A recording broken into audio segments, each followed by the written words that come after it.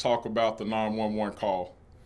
Based on the information that officers had at the present time when they responded to the call, they believed that no weapon was present.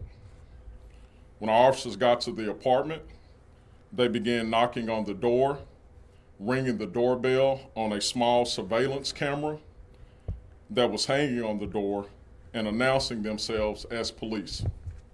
No one answered the door, but they could hear children's voices from the inside of the apartment continuing to call for their mother to wake up.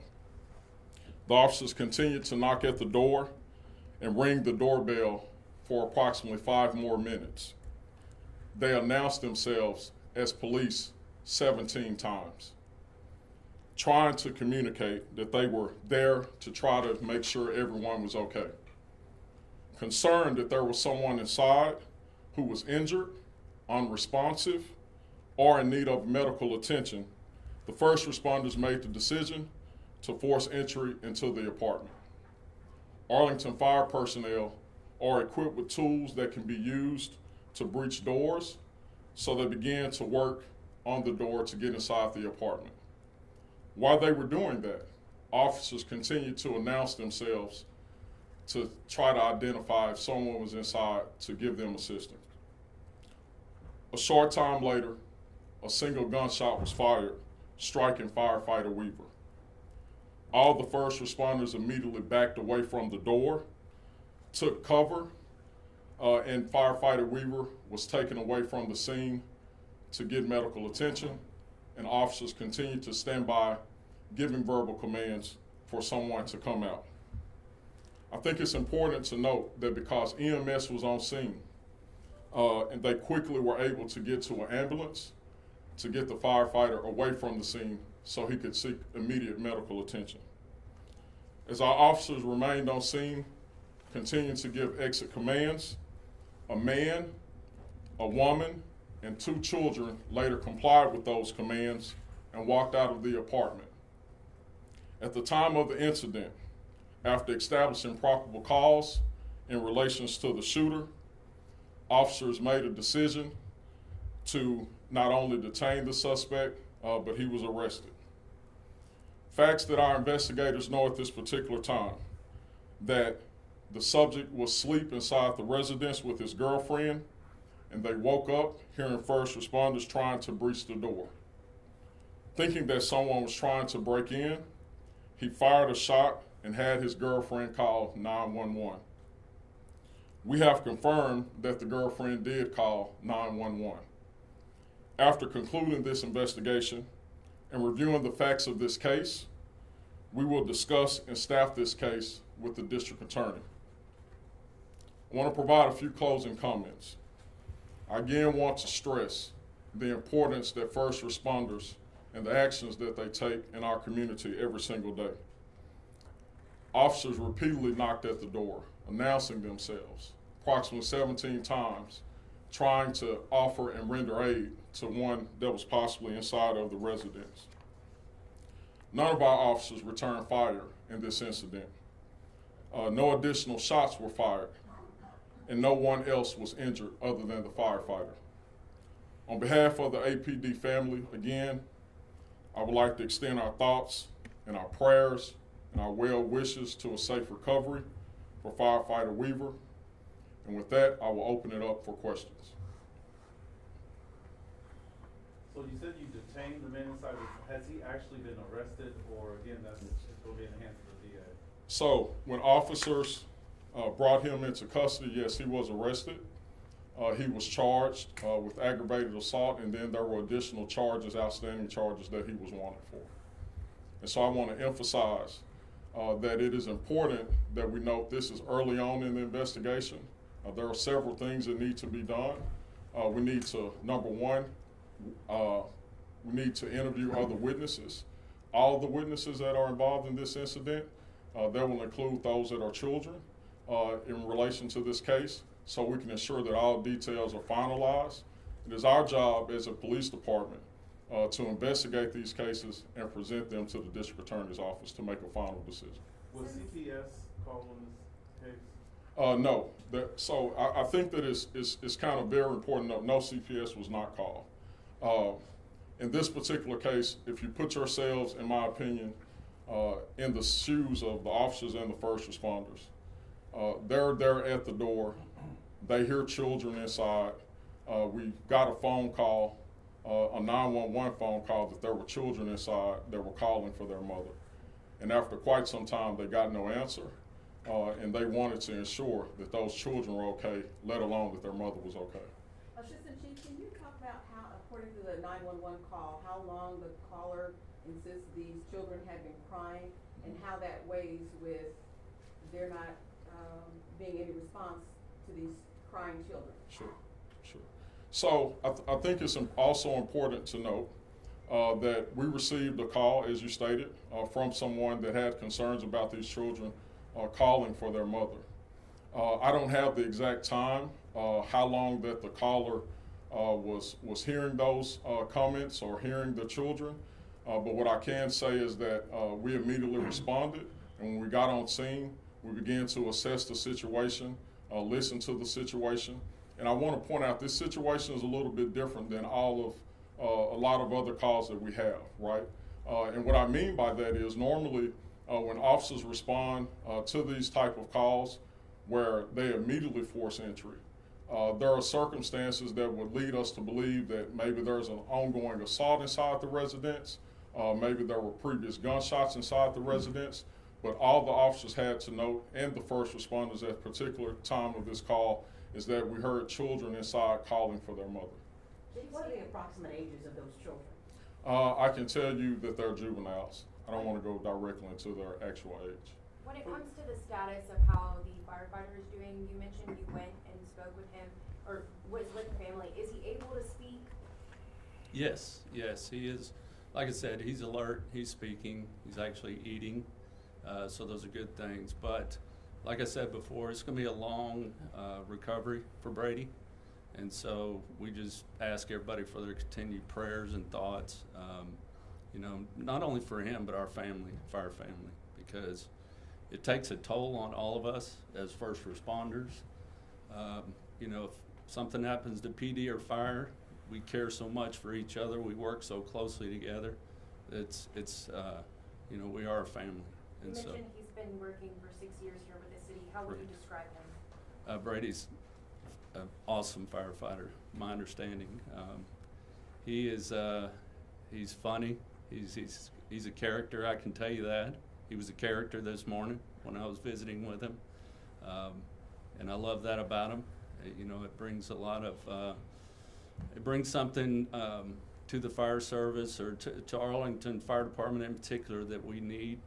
We have to have that spunkiness about us, and a little bit of that character goes a long way in our department. You know, because it is a serious job, and each and every time we go out on a call, we don't know what to expect, and we may not come home for those calls. Chief, we know this is a different situation, but there are fire chiefs across the country, because they are accompanying police in situations, they've decided to provide bulletproof vests to their firefighters. Does this lend to that conversation for you at all? You know, this is considered a welfare check, right? So a lot of times we go out on welfare checks. Sometimes we don't find anything on welfare checks. Sometimes we run into situations. We have specific calls, active shooter type calls, where we have requirements for those vests. But other times it's officer discretion. It's at their discretion. Like Chief McGuire said, you know, they didn't feel like they were in any danger on this situation, and so they didn't choose to wear the vest. There's nothing against that, in my opinion. Everybody who was on scene did a fantastic job. They took a long time, like Chief said, assessing the situation before choosing to enter the premises. And you know, we do have other calls where we stage with PD, you know, domestic calls, shootings, stabbings, things like that. We actually stage and wait on PD to respond and make sure the scene is clear. But a lot of times we go on these welfare checks, sometimes by ourselves, sometimes with PD, a lot of times with EMS. So just different types of calls. We've got to make different decisions. Chief, to get a little bit more specific on that, we expect as civilians that you firefighters are trained and prepared to go into burning buildings. How is your training different now that you know you might have to confront bullets in this work? You know, our training doesn't change. We try to prepare for every single thing that we could run into every single day. You know, as the world changes, we try to evolve with our training. But you know, typically in these situations, you know, again, I don't feel like they made any decision that I wouldn't have made or that I haven't made in my career. I've been doing this job 30 years and I've made a lot of decisions myself, and everybody on scene did a great job of assessing the situation and making a good decision. And it's just a terrible outcome for us. This may be for Chief McGuire. If you would, after the moment of entry, can you say how much time there was between personnel entering and then the single gunshot being fired? And did any of the personnel make eye contact with anyone while inside? Yeah, so I just want to kind of reiterate some points I made earlier. After the shot was fired, officers retreated, and they also retreated with emergency personnel, right, to get the injured firefighter away from the scene. And so they maintained their distance. They followed their training. They gave out tactical verbal commands for persons to exit the apartment. The door opened, and then persons began to come out as we would call people out and make those decisions to detain them or take them into custody. So the shooter fired through the door? Yes. The door of the residence? Yeah, so the shooter was inside of the residence with the door closed and fired a weapon with the door closed. The bullet went through the door and hit the firefighter. So they never made it inside? No. Okay. Thank you. So just to add clarity, as the door was being breached by the firefighter with the breaching tool, the person fired the weapon, bullet goes through the door, strikes the firefighter. Will that suspect be identified at this time, since he has been arrested and charged? So right now, we're trying to finalize the details because, as you know, the facts that we know as of right now, they're very unique. And so we want to ensure that in the interest of justice, that we are looking at every single situation, finalize those details, and then discuss it with the district attorney. Had you had any history there before? As we know right now, there was no previous call history at that location. You mentioned that you guys do the welfare checks together all the time. Mm-hmm. Obviously, there are going to be some in the future. How do you keep something like this from happening again? Well, I think the most important thing is after each critical incident, something such as this, we will go back and we will do what we call an after-action report. And during that after-action report, we look at everything that happened from the time that the call was dispatched, right, all the way to the ending action.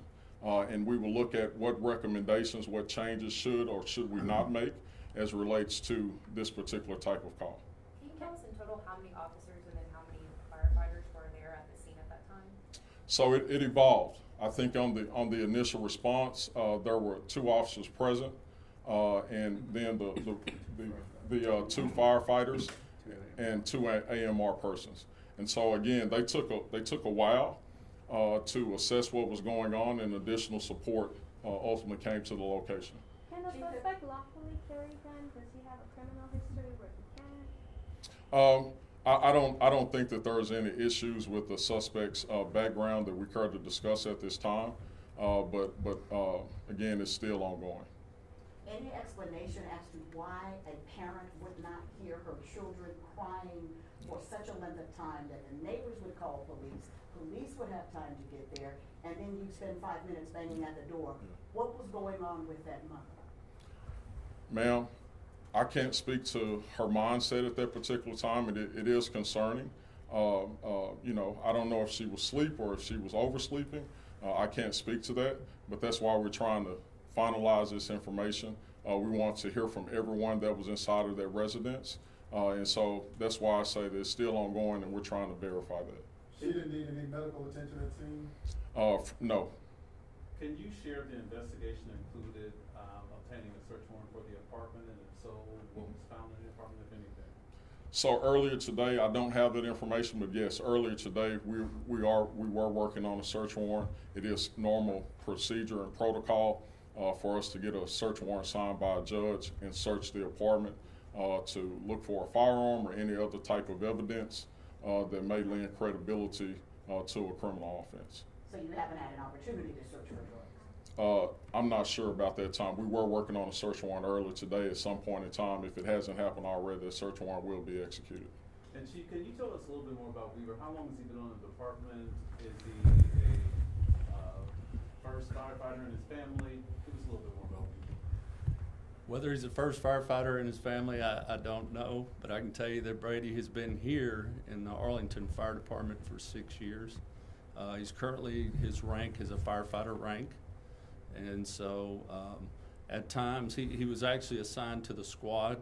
So our squads are two-person units that answer medical calls along with our AMR partners, and so that's why there was 2 people from Arlington Fire on this call. Chief McGuire, you have a resident inside their residence, and they have told you they feel like their home was being burglarized or someone was breaking in. That's gotta be tough to investigate. It's very difficult to investigate.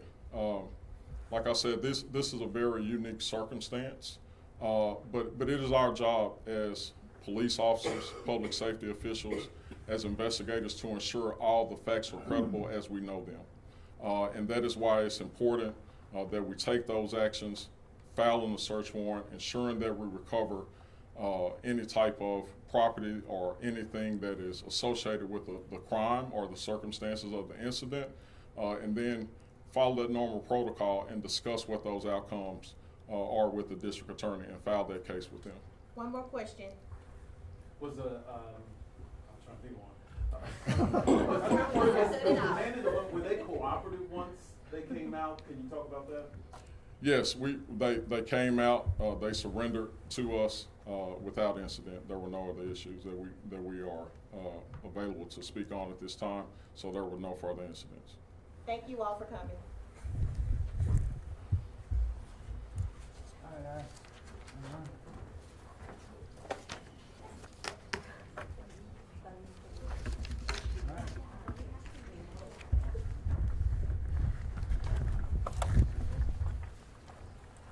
If anybody needs Spanish done, Officer Larrea will provide that. Otherwise, if you guys want to start packing up, I think we can start moving back down.